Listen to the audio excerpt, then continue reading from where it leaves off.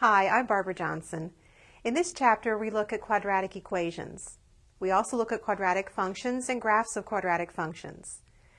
We'll look also at applications of quadratic functions, and then we'll finish by looking at quadratic inequalities and rational inequalities.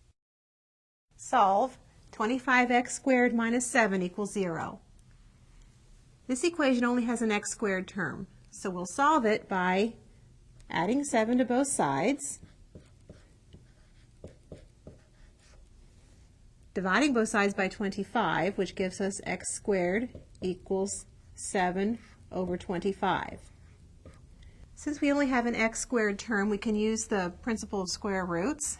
And since x squared is 7 over 25, that tells us that x equals the square root of 7 over 25, or x equals the opposite of the square root of 7 over 25. When you use this principle, be sure to get two answers.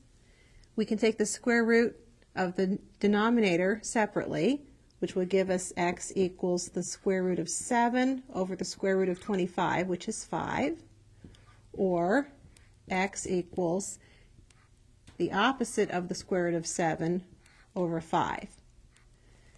These are the two solutions. They're often written in with an abbreviation as plus or minus.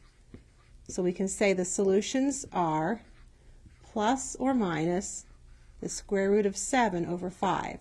This represents two solutions.